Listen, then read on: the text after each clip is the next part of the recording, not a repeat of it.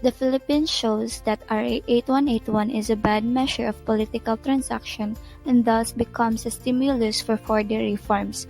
The innovators were back in 1999, presenting post-registration auditing as a better alternative to published values.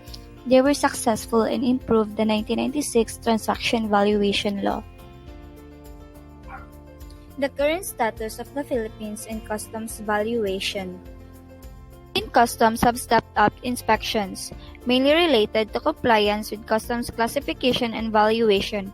More importers need to start taking classifying and pricing of their imports more seriously. The additional oversight is often complemented by a voluntary disclosure program, which can allow importers to avoid high penalties. How does customs valuation affect the job of customs broker? Customs brokerage fees refer to a commission paid to a customs broker who arranged the transaction between a seller and a buyer. This normally applies to the commodities market but does not refer to the customs broker's professional fees in customs clearance by the importer, which is considered a post-importation expense. An article be released from the BOC without the customs valuation?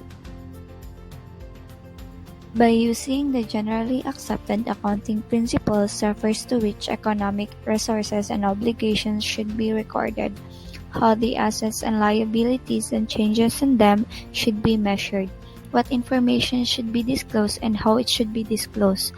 The standard may be a broad guidelines of general applications, as well as detailed practices and procedures. The pros and cons of customs valuation.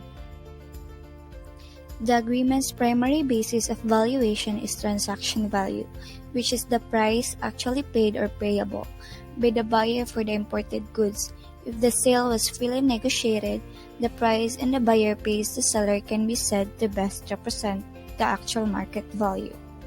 On the other hand, customs administrations are frequently striving to bring systems and employees up to the level of skill required to counter valuation fraud in a more relaxed regulatory environment.